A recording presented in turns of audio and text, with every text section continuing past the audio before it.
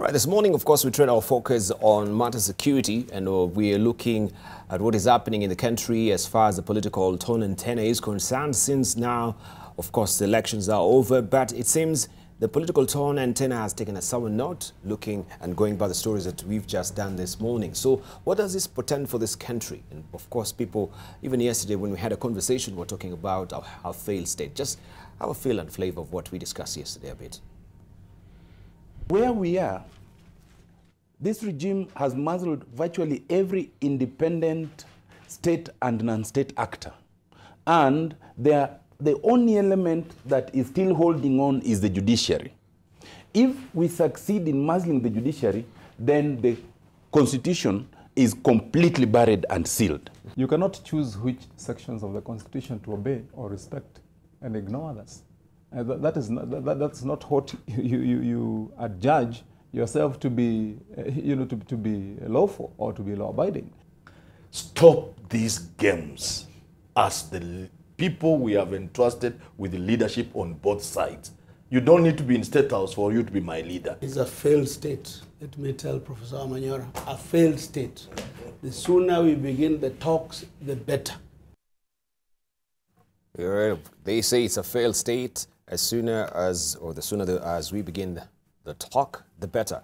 Allow me to introduce our panelists this morning who are with us this morning to talk us through, of course, that and a raft of other issues as well that we'll look internationally. We have with us Professor Noah Midamba, who's the Vice Chancellor of KCA University, also an expert on defense and foreign policy. Also, we do have with us Ambassador Stefano Dejak, who is the EU ambassador represented here in Kenya. Also, we do have with us Ambassador Erastus Mwencha, who is the former Deputy Chair of African Union. Also, we do have with us Dr. Mustafa Ali, who is a conflict resolution and national security expert. Good morning, gentlemen. Good morning. All right, going by the stories that we've done, also hearing the clip, as I've mentioned before, the political tone and tenor in this country is changing dramatically. It seems things are not really, okay as far as the tone and tenor is concerned. Is it hitting a somber note? Is it hitting a very sour note? Let's begin with you, Professor Noah Midamba. Debarl, on this stage, we have called for the President of the Republic and the Honorable Raila Molo Odinga to engage in a meaningful dialogue for the course of this country. And it seems to me that the hardcore on both sides have managed to make sure that these two gentlemen has not met. Whatever the consequences, this is downslide.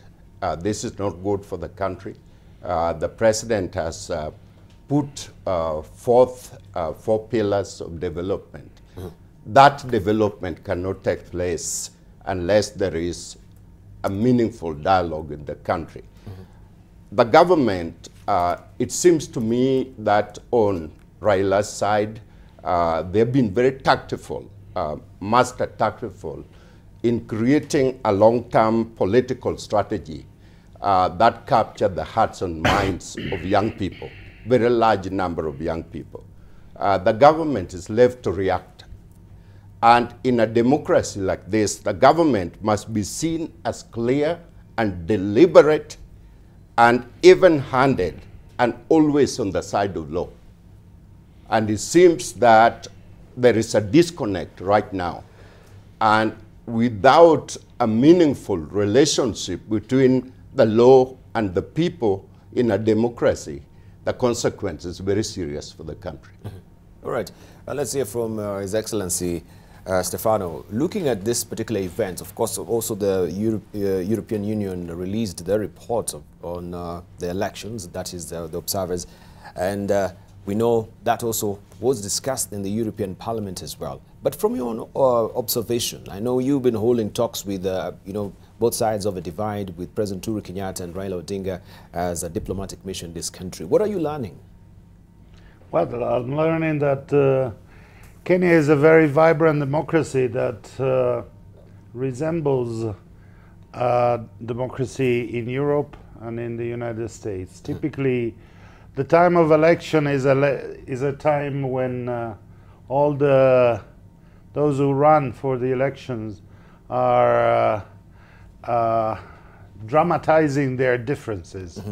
In Kenya, of course, there's been this exceptional development of the annulment of the presidential election, which has prolonged the state of confrontation between the two parties, and to the extent of the withdrawal of Raila Odinga from running the October 26 election. So, in my view, it's not totally surprising that such a long time in confronting each other results in a difficult digestion, so to speak, of this period. This, to a certain extent, happens everywhere, and I'm not surprised that it happens here. I hope that as soon as possible it will be reabsorbed in what the Constitution provides for, and it will take Parliament as its natural forum for discussion and confrontation of the different political sides. But it's still, in my view, an element that demonstrates to which extent Kenya is a flag bearer of democracy in the country. It is not perfect, but who is perfect? I doubt that any of the 28 member states of the European Union are perfect. All right. In this. Yeah, just maybe to pick up also from the European Union Election Observers Mission, this particular final report, if we might just pick it and show it to the public as well, to just pick some elements there, because I think the bone of contention we're having right now, especially in this country, is the electoral reforms as well. And you say here on this is the second, I think the second item, if we may just pick it for our viewers as well, this is number 2, that electoral reforms needs to be carried out well in advance of any election and to be based on broad consensus. The very late legal amendments and appointment of a leadership of an independent electoral and boundaries commission before the 2017 elections put excessive pressure on the new election and administration. And of course, this has been the key element that is leading up to all these protests that we're seeing. And of course, it's very unfortunate that even we've had someone losing his life yesterday because of a protest as well. So electoral reforms in this country, I think that has been a key element. I know you were not there in Parliament to discuss this as well, but it was also a discussion that, of course, was on the floor of the House at the European Parliament, the EU Parliament. Yes, there was a quite long debate at the European Union Parliament, and I think all speakers in this debate appreciated the vibrancy of Kenya's democracy. Yes. Although, of course, with different shades, depending on their views, their political parties. They also noticed that there's room for improvement, and this room for improvement is at its best if it is agreed upon some due time before the election and not a few months before, because you don't change the rule of the games when the two teams are already on the field ready to play the game. This is I continue to indicate as a reference the example of football, because it's clear to everyone if the two teams are already on the field, the referee doesn't go and changes the rule at the last minute. This must be done a little bit before. Thank you. All right, let's hear from Ambassador Erastus Mwencha. Welcome back, and of course you can give us a report from the African Union summit that we just had, I think, last week. I know you attended. Just briefly, the highlights, then before also you can weigh in on this topic that we're having this morning as well. Thank you very much, Debarl. And may I also say a word of honor to fellow panelists. Of course, I was in Addis Ababa last week, and the key highlights of that meeting, of course, was looking at the issues that affect Africa, And one of course, the summit's topic was on corruption, and how corruption, of course, has affected Africa, because Africa is a continent that is very well endowed with resources, with people that are hardworking, but paradoxically we continue to remain poor. And part of the reason is because of hemorrhage from this continent, but also poor stewardship of the resources that we have in our economies. And I think this is encouraging to see that our leaders can even start to talk about this kind of issues at that fora, and start to think of how to put in place mechanisms to address good governance, because it's all part of governance. Now coming to the topic at hand, and I tend to agree with Ambassador what he has said, and even Professor Midamba. There is always a very thin line between peace and chaos. There is always a very thin line between, democracy put the test and where you could easily falter. And as he says, there is no perfect country that has really has, demonstrated perfect democracy as such. But what is normally accepted is when the country is at peace with itself, that the people can go about their business on a daily basis, and that people can focus on the key issues that affect the nation, lifting the people in terms of their quality of life, and developing the nation in all aspects, whether you're talking of education, health, and the rest. What I now can't understand is, if you look at the efforts and attention and our mindset at the moment, this preoccupation is not good for the country. And therefore, we must sit down and ask ourselves, these manifestations show that there's something that we must do about it. And the moment we accept that, just like example I've given on corruption at the continent level, the better.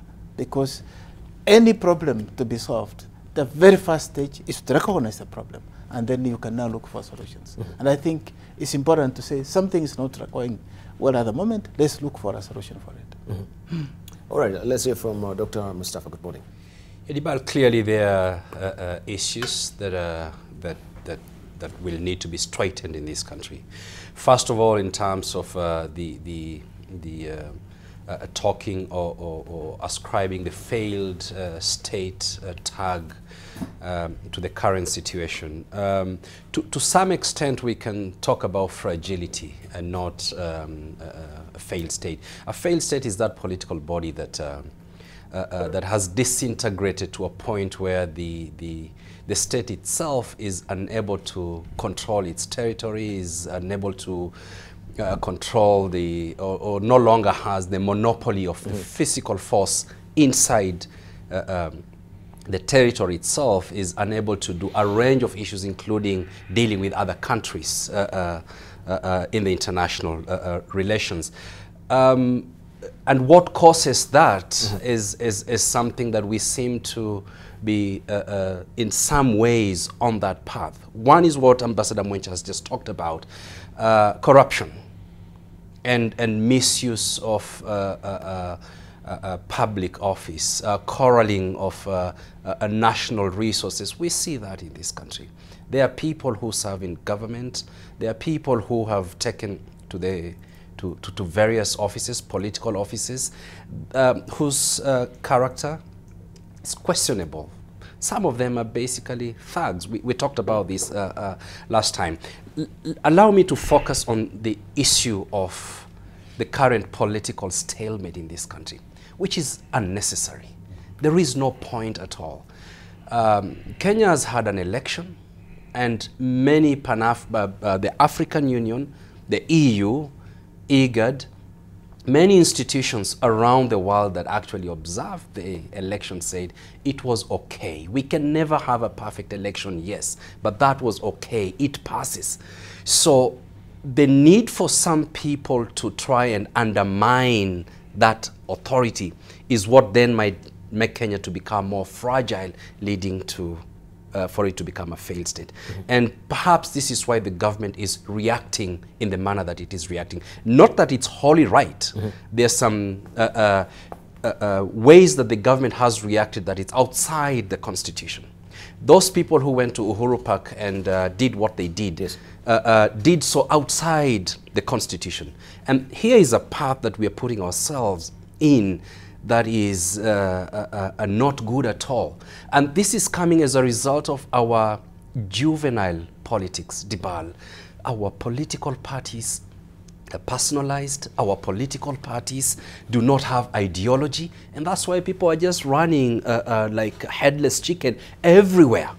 And what we need to do is to appeal to the sober minds within the various political parties to sober up and to infuse some kind of ideology in those political parties. And let us resolve all issues that are affecting this country within the provisions of the Constitution. That way, then we are going to ensure that we don't move that, or we don't make this country more fragile than it is at the moment. And from this, morass, no one is really coming out clean as well. Not even the government, not the opposition, just as you've mentioned. Because we can see, yes, maybe this was not really within the confines of the Constitution that they were holding up this particular, swearing-in ceremony to Uhuru Park. And of course, also we can see also the government is not acting in the confines of the Constitution by inordinately also disobeying court orders, even to present, someone like Miguna or his whereabouts, when he should be actually in court as well. So no one is wrong. But we can say what you actually, or I'm picking from you as well, is the fact that it begins with an implosion inside the country before even we explode, where maybe the avenues and the check and balances of institutions are not really, adhered to, that we disregard our institutions that they have been established by the Constitution to run, or a smooth, seamlessly flowing, government. So in that light, if we do not really obey any institution, then it means there is that proclivity to disobey any other institution, for that matter. Let's hear from you, Professor Noah. There are 2 points that my friend Christopher Ali brought up, and I want to emphasize them, and I want Kenyans to understand the context on which we are talking about. Because we are not here to take any side. We are here to educate the public about the issues, and we are also here for the betterment of the country. That's what we want everyone to understand. Let me have a very clear definition of a failed state so that people can have a clear judgment. Paul Roberts, former Assistant Secretary for Treasury under Reagan administration, probably came up with a much better definition, which I like Kenya to hear. A failed state is perceived as having failed at some of the basic conditions and responsibility of a sovereign government. That's one. Now, how do you see a failed state? Loss of fiscal control of territory, erosion of legitimate authority to make collective decisions, inability to provide reasonable public service, inability to interact with other states as a full member of the international community, and last, characterized by social, political, and economic failure.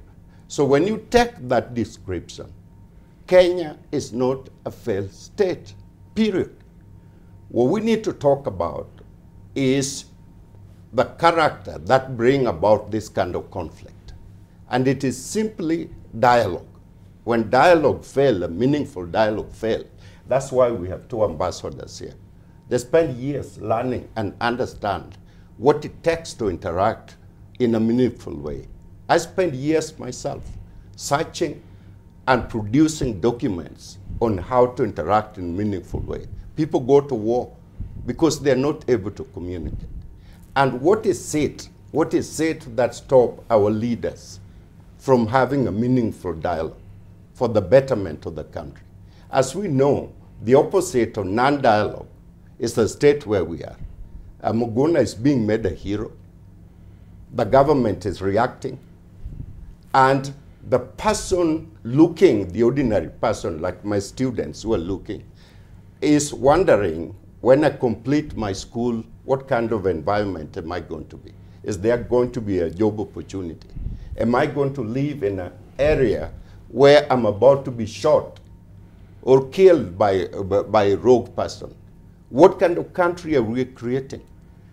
Investors are going to continue living with this. And so there is not going to be job opportunity, period. And the president will not have opportunity to implement his strategy with this kind of background. So what we are asking, like what Christopher said, let's Mustafa. talk, Christopher. Yes, that's what he said. Mustafa. Mustafa. Yeah. Mustafa, sorry. Yeah, you've just been baptized, huh? Yeah. That's fine. Christopher, let's step back. Yes. Let's step back and have a sober mind and think about the long term of this country and think about our democracy that we have created. Yes, Europe has had democracy for a long time. They have their own problem. But ours is fragile. It's very new. Most people don't understand it. When I went to Arosa 3 weeks ago, I left the airport going to the town, and there were groups of people surrounding, making noise and all that, and I thought it was like Kenya, they were having political rally. No, these people were having a rally to understand the government policy and implement. What's wrong with us doing that? They have more ethnic groups than we do in Kenya. And we have only 42 ethnic groups.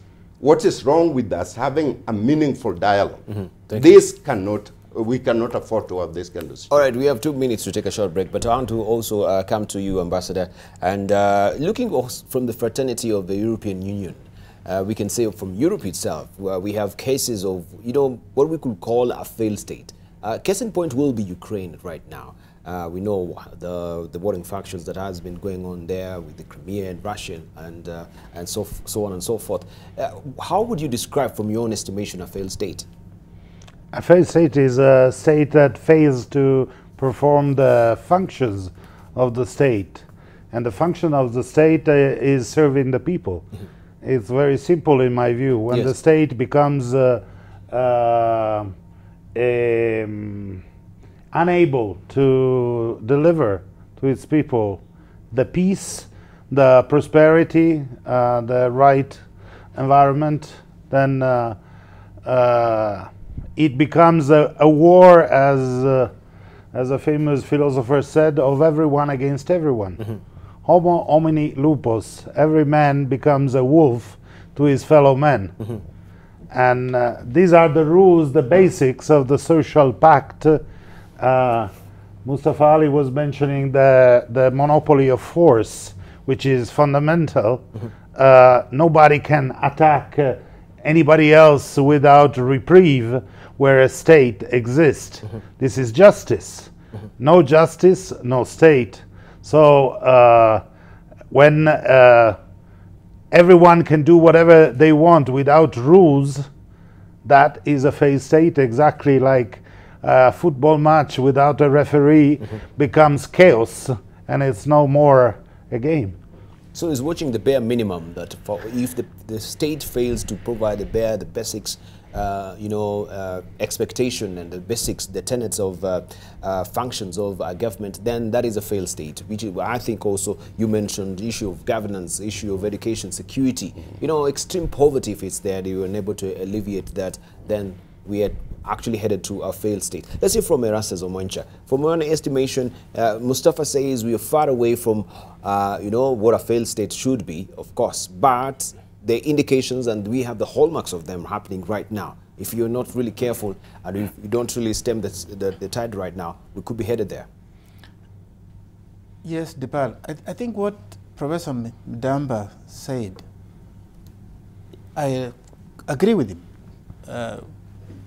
totally, because although this definition has not been accepted internationally, as he said, it was actually from a US perspective, And it was only in the 90s that this definition started coming into the national scene. So as it is, we don't have an unclear definition? We don't have internationally accepted definition of a failed state. But I think we must also distinguish between a failed state and failed democracy.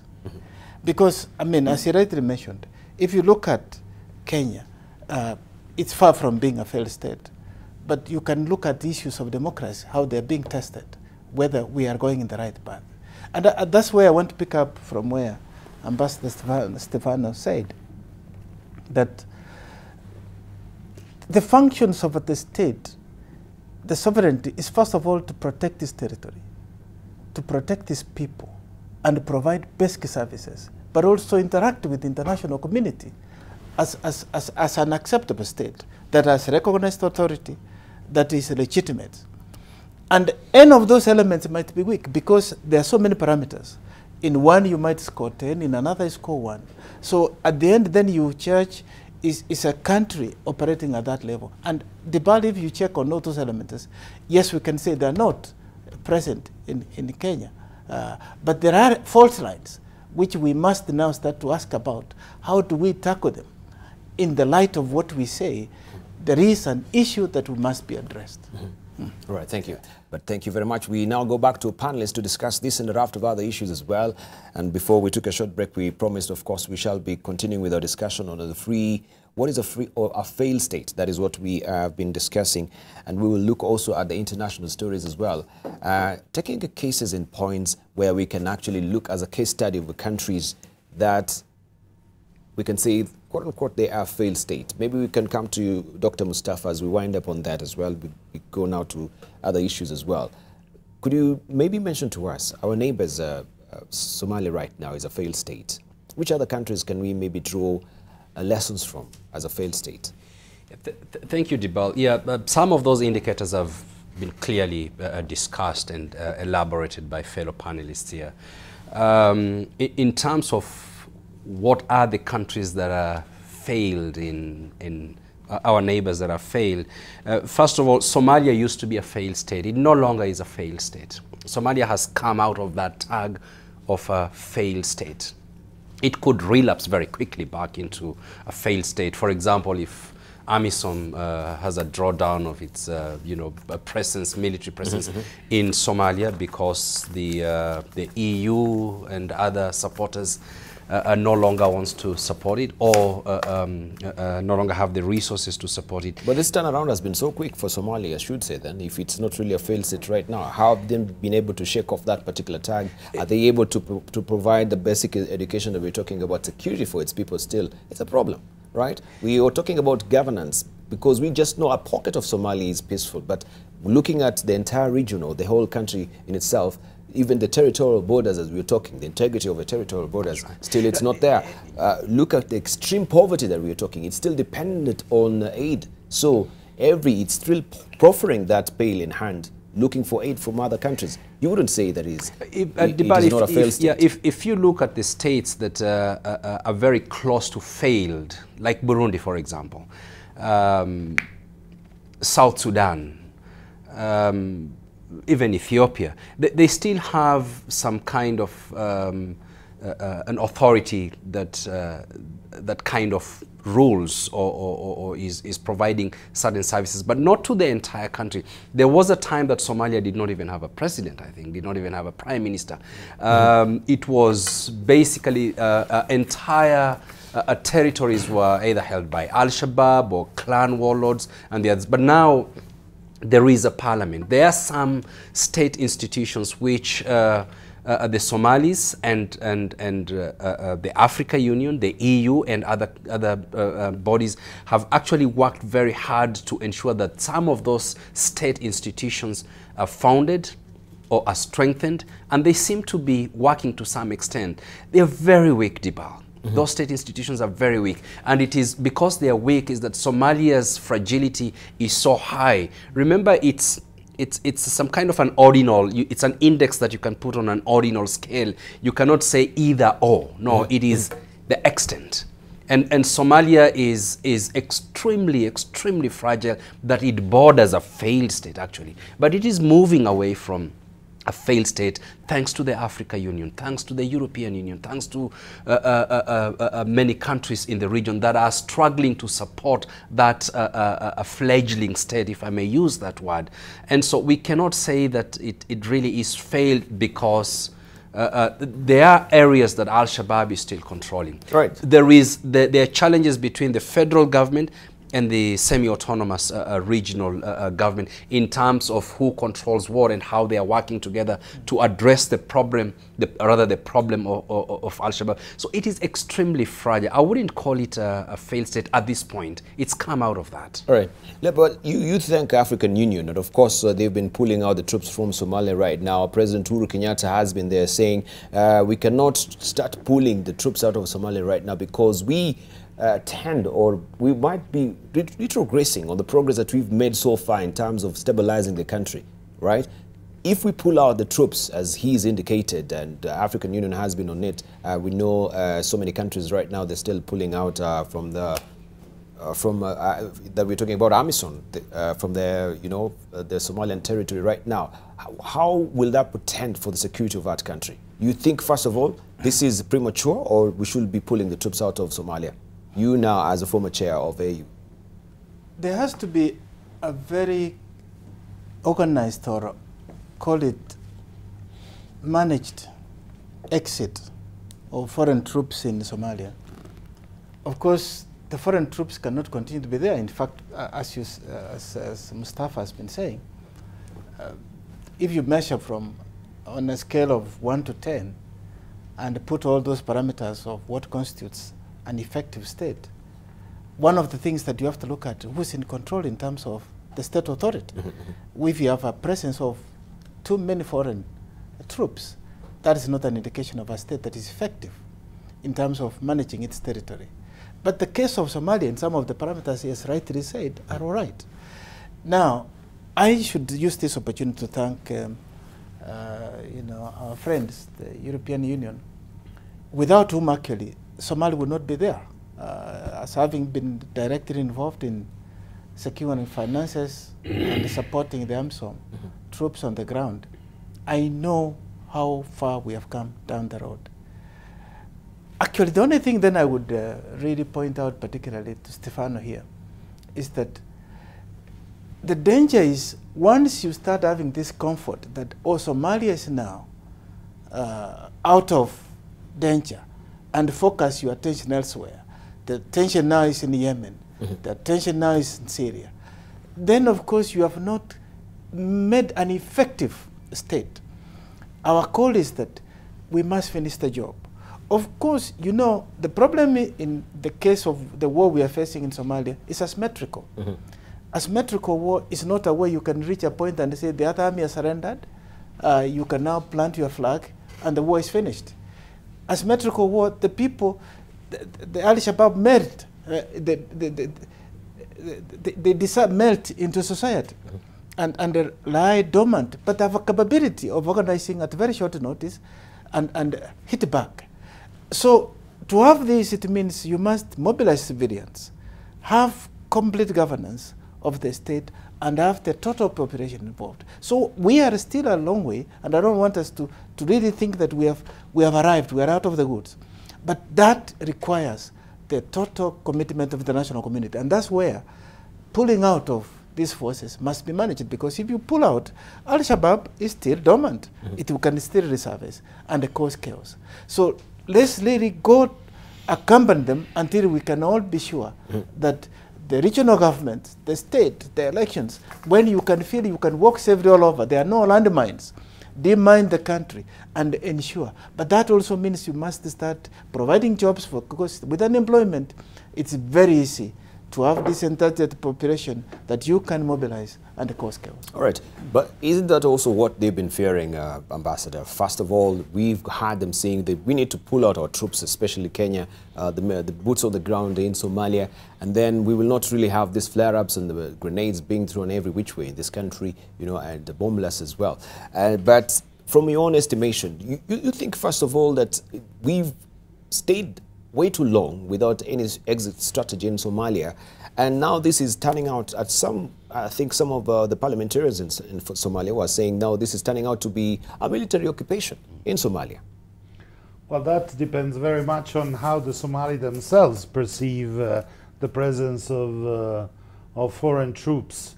If the foreign troops are perceived as peacekeepers, as guarantors of a certain level playing field for everyone not to be oppressed, then it is a positive role. If they are perceived as occupation troop doing bad things, then that is of course negative.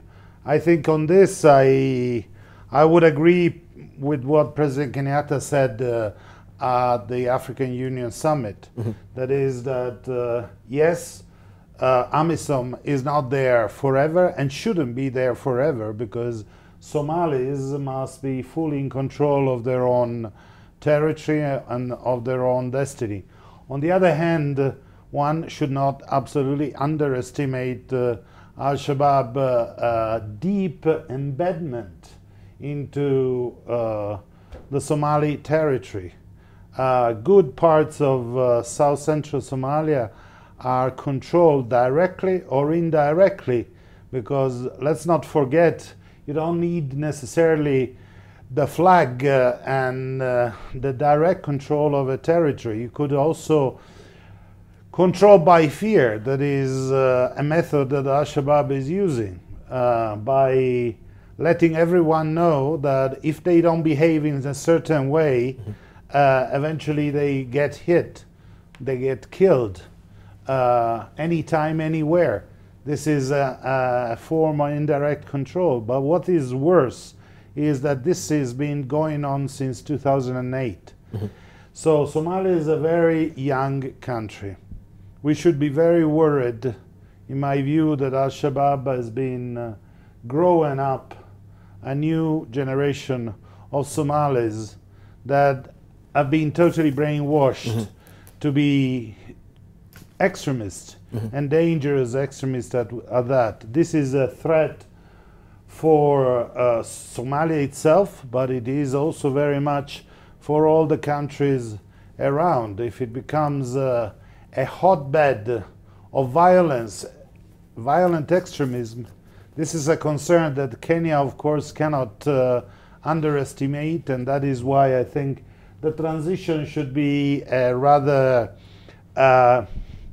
considerate one, not a hurried one, and adapt to realities on the ground. Sometimes it's a risk to let the Somalis take control of their own territory, but it's a risk worth running. Sometimes you shouldn't run that risk, because you could end up with a complete opposite. And this is what you see also in the Middle East, in Iraq, in Syria, you know, in Afghanistan.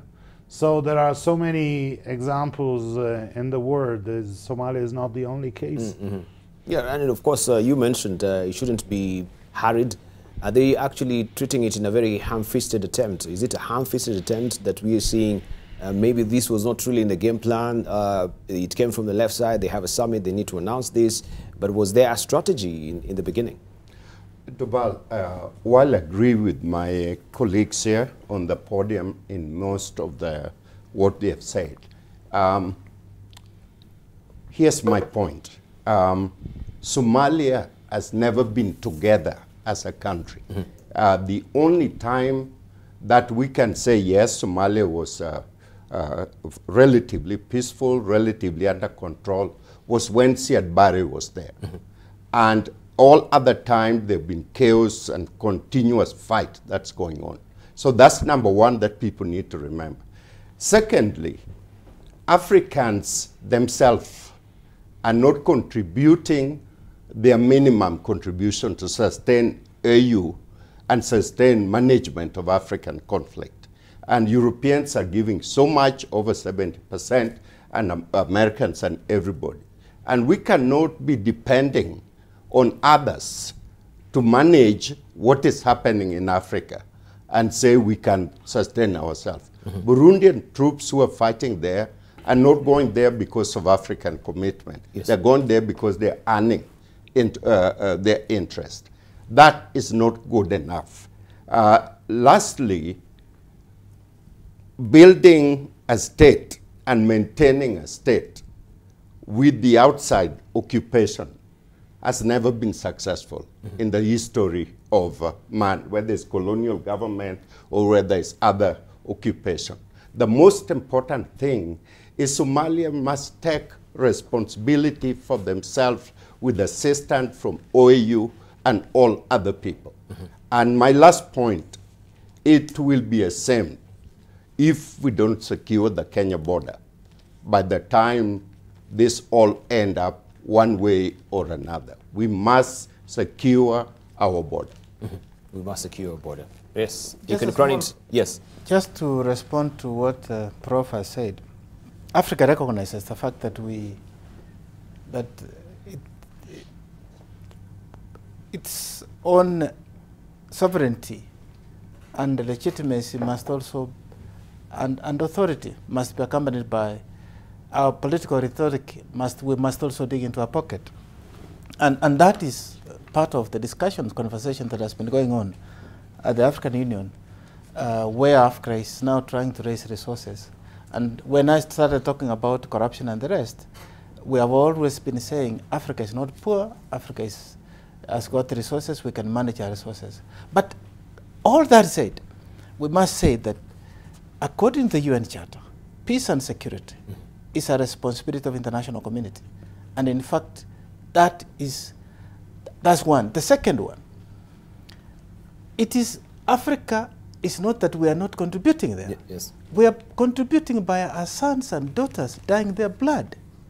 And how much does that constitute? If you look at the number of forces that have died, the UN system was not ready to send troops. They only send, if you listen to what Stefano said, he talked of peacekeeping. In Somalia, it's not peacekeeping.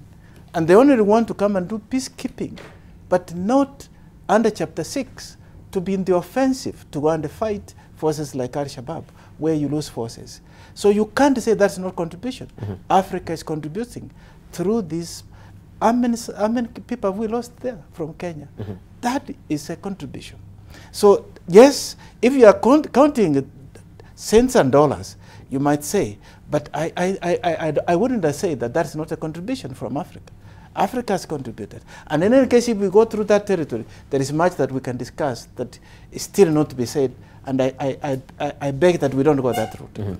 Right, and of course, yes, Dr. Mustafa. This is very important, what Ambassador Mwencha is talking about, and what Professor Midamba has said, that yes, we Africans have to contribute to making sure that Somalia regains its senses, in a way. The Somalis themselves have to make a decision whether they want to have a country or not. And it's up to the Somalis to do so. Yes. AU and others are not going to be there forever. The point that Ambassador Mwencha is saying is so important, is that the contribution need not just be looked at in terms of financial contribution. Number one is that there are many soldiers that are paying with their lives who are Africans. The second point here is that some of those countries that used to contribute the highest to the African Union were torn apart by Western powers. And I'm glad that Ambassador Stefano is here, and I hope he'll take this message to Brussels.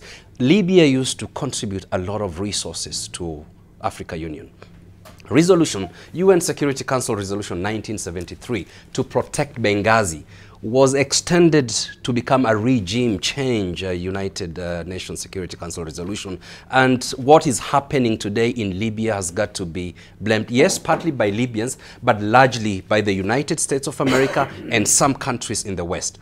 And they have to fix that country. The slavery that is going on in Libya today is partly because of the Western countries invading that country, helping in taking out a regime without caring how that country is going to be ruled, or rather is going to to move forward. The second point here is, Debarl, that some of these resources that the EU, and we thank the European Union, we thank the United States of America for contributing resources to stabilize some parts of the country. Some of these resources, you know, when the West colonized Africa, they took away a lot of resources from us. And it's a moral responsibility for the Western countries and the United States of America to help Africa to stabilize certain parts. DR Congo was plundered by King Leopold II. He killed 8 million, more than 8 million in the last genocide of the 19th century. You know, who is even talking about that? Part of Belgium was built by the resources plundered from the DR Congo. And so the EU has got to look at some of the historical issues that the Western countries contributed to putting some of the African countries to where they are today. I'm not saying that Somalia is part of that. No. Somalis broke their own countries with their own hands, and they have to fix it, and we need to help them to do that. But we need to look at this in a more holistic manner, that we have to help each other. Thank you. And of course, I want to also drill this conversation deeper. As we mentioned, we shall look at what is happening also internationally. Let's begin with South Africa.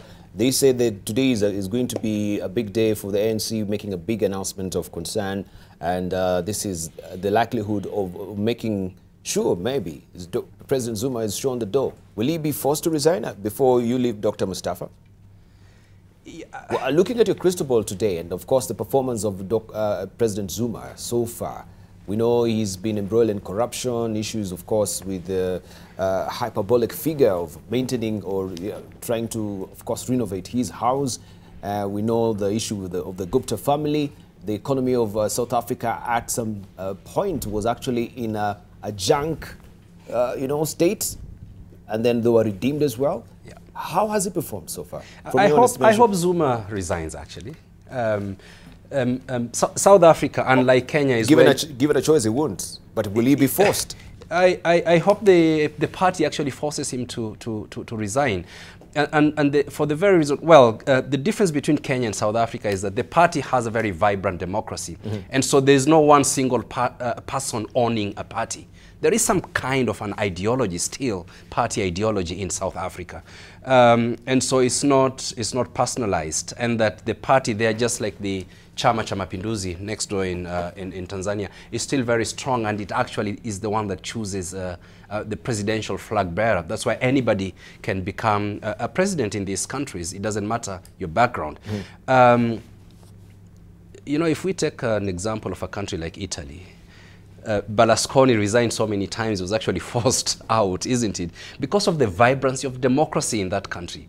It doesn't mean that when a president serves or a prime minister serves for 5 months, 6 months, or 1 year or 2 years, like Berlusconi did, and then he is taken off, that country is weak. No, that's part of democracy. That's part of building and cleaning state institutions and ensuring that there is some sanity in the country. And I hope that happens in South Africa. South Africa has been a beacon of hope, actually.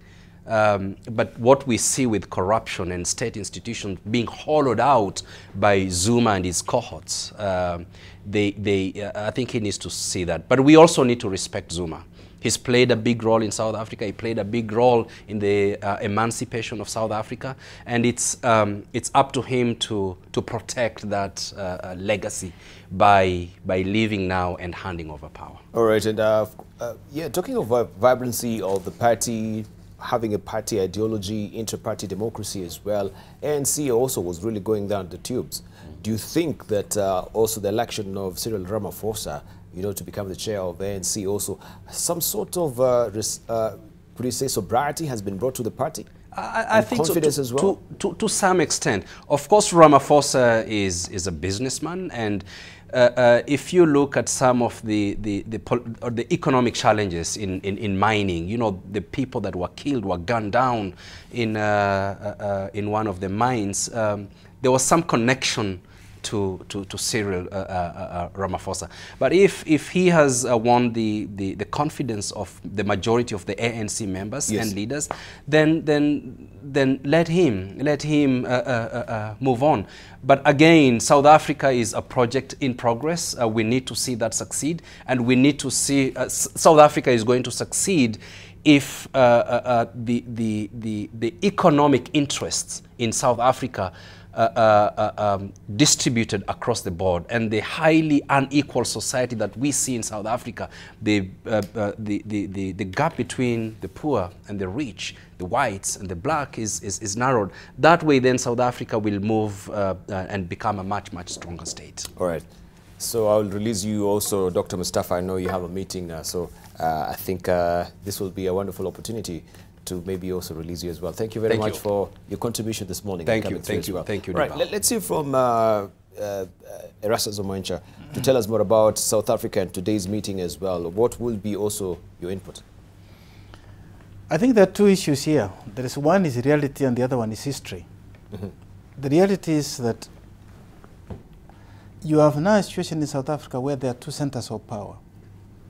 You have President Zuma, who's heading the executive. Yes.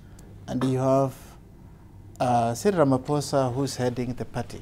And if you look at the South African governance structure, yes, the party is really the one that is above the executive, because the executive is born out of the party. And so the history part of it, that's the reality now. The history part of it is what happened to President Mbeki seems to be at play at this time. And the second one is the performance of ANC in the last elections. Ordinarily, the election is supposed to be around April or so next year. There is no way Cyril Ramaphosa will sit and wait, heading a party that performed so poorly in the last election. You can see Freedom Party and other parties, the National Democratic Party, making a lot of progress in terms of diminishing the mandate of ANC to go to the election, and with all the accusations that have been leveled against the party. So he would want to cleanse the party. This is the platform, and this is what he said, both in his election speech, but also in Davos recently. So he must be in a hurry to make sure that he's in charge by the time election comes. And of course, he's equipped with history. Yes. Because he knows this happened with President Mbeki before, except the last time it happened, the order was different. President Mbeki was recalled by the party. And when he was recalled, there was a void, and then elections for the party took place, and the President Zuma took over. Right. So he went to the elections as leader of the party, although there's Montlane who was put in charge temporarily, but it was clear that he was not the one running the party. He was only running the executive during that time. Right. Just maybe refresh my memory. Why was Thabo Mbeki recalled by the party? Was it because of his performance, or what was the reason? Precisely. In fact, I mean, the accusation against him, this is the point that Mustafa was making. South Africa, to me, is a crisis that was waiting to happen. A crisis for one reason. Expectations were too high, and that whatever you did, meeting those expectations was not going to be easy. Here's a country that has been under apartheid for a long time. And for them, the end of apartheid meant a lot of things. That this gap would diminish. The Africans would get jobs. They would own the economy. And that none of those has happened to the extent the expectations were. So the people are disappointed. And this is part of now the introspection that is happening, that reality must set in, that these expectations are going to be elusive. Right. So President Mbeki was seen as not addressing these core issues, and he was spending too much time on international issues. So the party recalled him. Okay. Thank you. Let's hear from Ambassador Stefano. Well, there's so many ways that you can judge the ongoing situation, but I think a fundamental way that we sometimes forget is to compare with the situation in countries, neighboring countries. And that is also a parameter that you can use. I mean, the more South Africa might have the problems that you like to stress, but there's no doubt that a fundamental comparison is the one between Zimbabwe and South Africa, that are very close. And in Zimbabwe, to change the president, you need what looked very much like a coup d'etat, with the military taking over and deciding what to do. While in South Africa, the crisis is absorbed by the rules of the democratic game.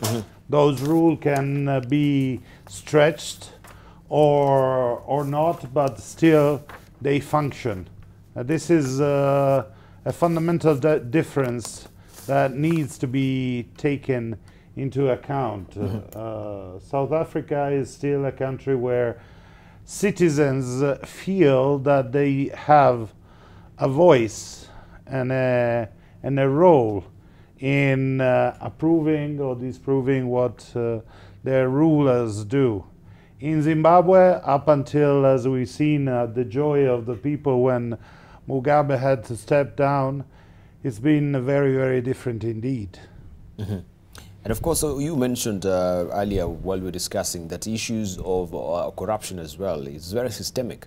And of course, that also could be a predisposing factor where we can see it can be leading up also to a failed state as well. So if we peel back the layers, we can find one niggling worry will be corruption in a country as well. And we can talk about this in Somalia, we can talk about this in Zimbabwe, we can talk about this also in South Africa right now, because that is the bane of what is happening in South Africa, issue of corruption and mismanagement by President Jacob Zuma. Let's hear from Noah Midamba. Debarl, yes, my colleagues here are on the right tracks.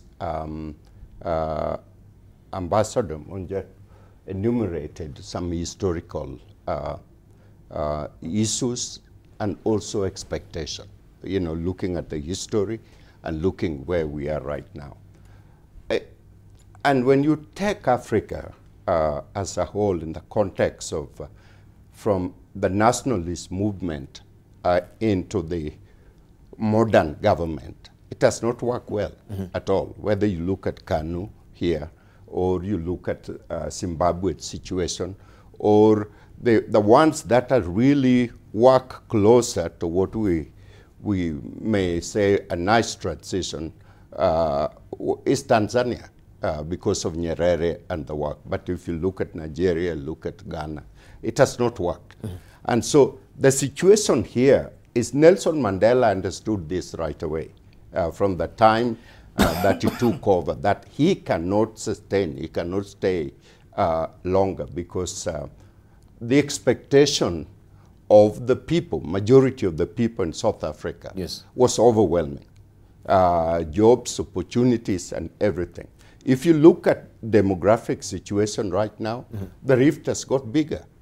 The rich has got richer, the poor has got poor, and for Jacob Zuma coming in with completely maybe a different mindset than Nelson Mandela have, to manage that is impossible.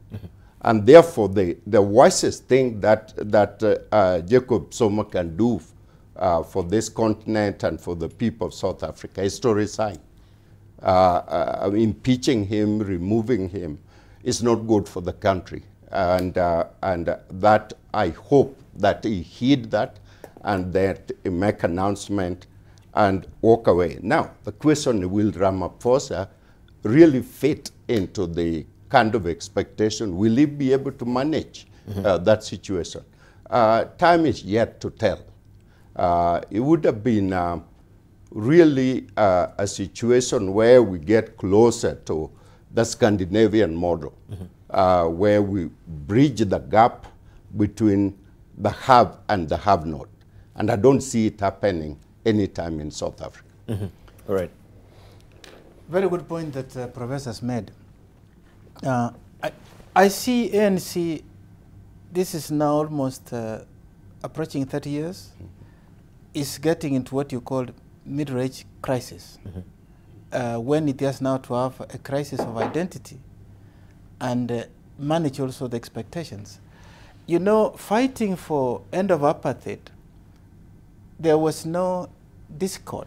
There could have been discord among those who said, should we go through armed struggles? Should we use disregard methods? But that was a very minor difference. There was a common goal that united them. Now that's behind. You are now managing the state. Part of this crisis of managing expectations is there are those within the party now who feel the party has moved too much right. You know, left the bourgeois still in place, and the corruption is flourishing, the rich are getting richer, while the poor are getting poorer. There are those leftists who say, nationalize land, you know, let's get equity and all that. And that's the crisis the party is having also. So that is identity problem. Which path is the party going to take? And of course you can see the peeling off, for instance, the Malema group. These are the youth who have no patience, who felt that the leadership is not delivering.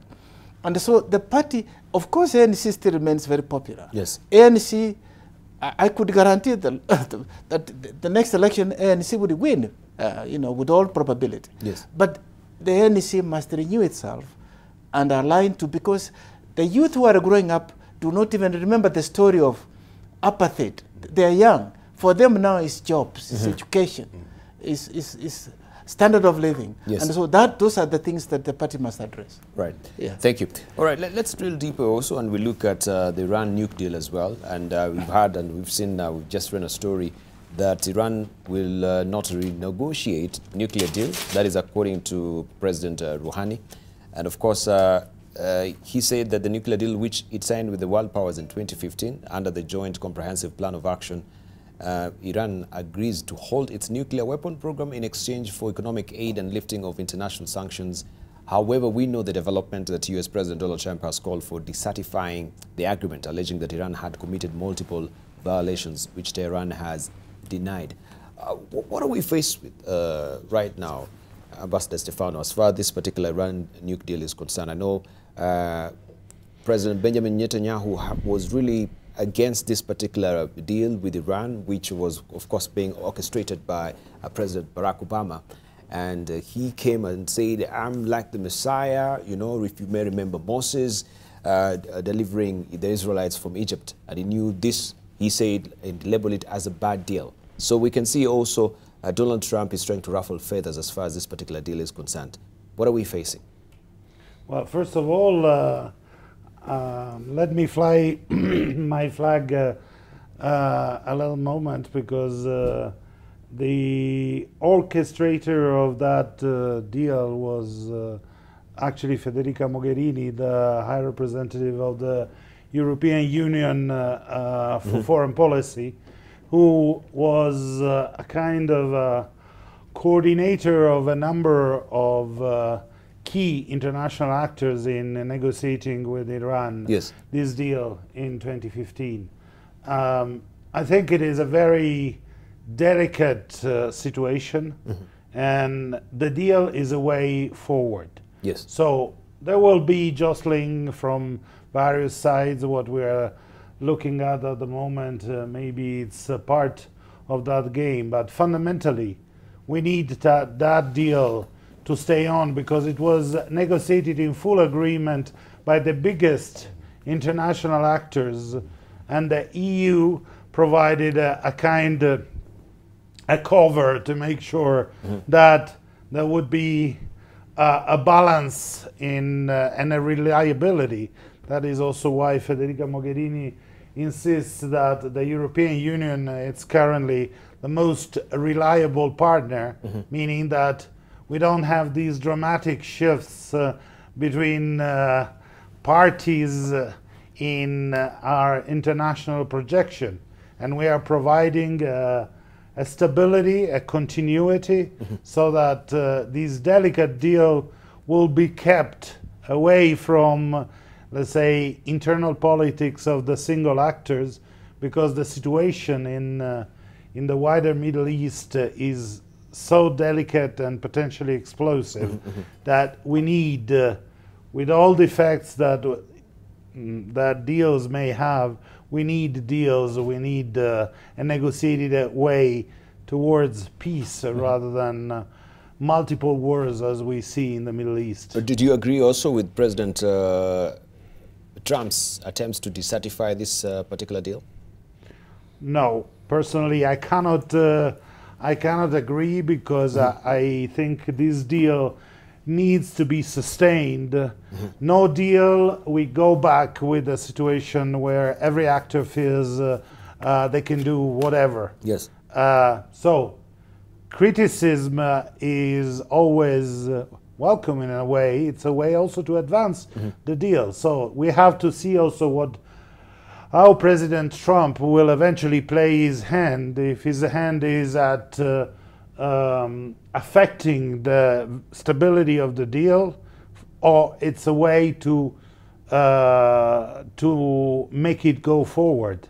This is always a question mark, because you never know if the criticism is a constructive or is a destructive criticism. In case it is a destructive, I couldn't agree. If it is a constructive, maybe it's useful. Right. And I think also it is important to couple it up also with what is happening with the nuclear deal, that is the North Korea nuclear deal as well, even as we're winding up, Ambassador. From your own estimation, from this particular development, we've seen also Donald Trump has been a total balls up in terms of, trying to negotiate this particular, or not really to negotiate with President Kim Jong, of course, of North Korea so far. He's called him, we'll actually exact fire and fury. He's called him the nuclear boy and all that jazz. And we've seen this also has, the Rocket Man, yeah. It was a song by Elton John. So in terms of handling this particular very critical and a very sensitive issue with the nuclear deal or the nuclear missile in North Korea, do you think also we are teetering on the border where things might go, awry in terms of the nuclear deal or the nuclear in North Korea? Well, these are very fundamental issues. There is a famous definition of during the Cold War between the Soviet Union, the United States of America and its allies. Nikita Khrushchev, at one point when the US and the USSR moved into the direction of a deal, famously said, after a nuclear war, the ashes of a communist will not be distinguishable from the ashes of a capitalist. Interesting.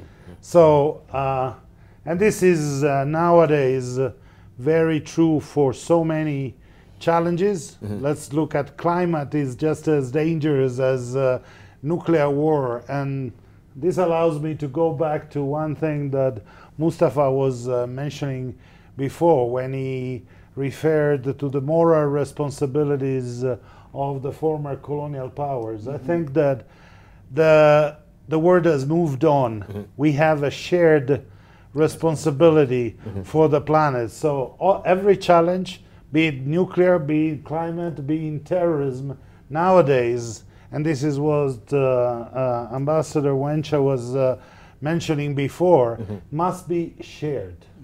We have a partnership because this planet is getting smaller and smaller by the day, and it's also by the day endangered by these global challenges. Nuclear war is just one, because climate is just as dangerous as a nuclear war. And we have to share them together and share the burden to try to solve it. No matter how high gets the, let's say, the politicking and the tension at certain moments. Thank you. Right. Professor Noah Midamba is winding up as well. Debarl, I agree with Ambassador Stefano, and particularly when he cite Nikita Khrushchev, famous say. President Trump has lost all international objectivity, reliability. His image is tarnished both at home and international. He is no longer a moral leader of the free world. And the point is to renegotiate with President Rouhani, who has the upper hand right now. President Rouhani has the upper hand because he's maintaining the deal. The deal was negotiated by world power. The deal is not perfect. There is no such thing like international deal that is perfect. But it's a way forward, like Ambassador Stefano said. And in order to go back and renegotiate, it will not happen. I tell you the reason. Iran is looking at North Korea the way that Trump is threatening North Korea. Iran is looking at Libya, the way Libya has been trashed. And Iran is saying, what? We are not going to renegotiate. And the opposite to that, if Trump pull out, and thanks God, I hope European nations will not pull out, because Iran will now be on its way to a thermonuclear weapon. Right. Let's hear from Ambassador Erastus Mwencha. Very much in agreement, especially with the wisdom that has been shared concerning the issue of shared international responsibility. What it appears the American administration is doing is to unmake anything that was done by Democrats, and particularly if they has got the label of Obama, which is a very narrow view.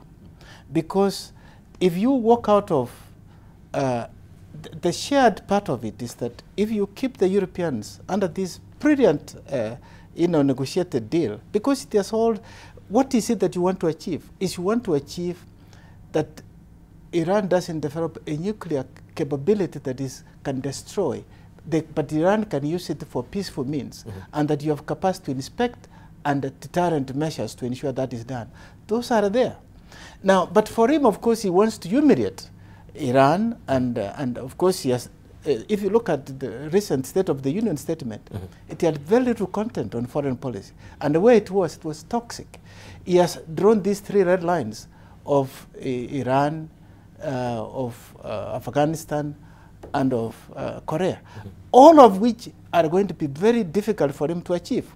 Because in Korea, he is not going to be able to do much with China sitting next door. Yes. So he can only, at the end of the day, walk back and come to the table because he is walking out of the party. And what will happen, then he will give room these states to be able to develop that nuclear capability without international obligations. So US must tread carefully, otherwise we'll go back into international lawlessness. Thank you. But right. one just comment. Briefly as we well. have to separate the shouting from the working. Yes. Because we are in an age of politics where shouting has become very popular. But the United States of America are a great democracy, and it's not only the declarations and the statement and the shouting of the heads of state that count. It is a huge system that I think will show also its necessity to work with others, even if the leader at times shouts a little bit over the top.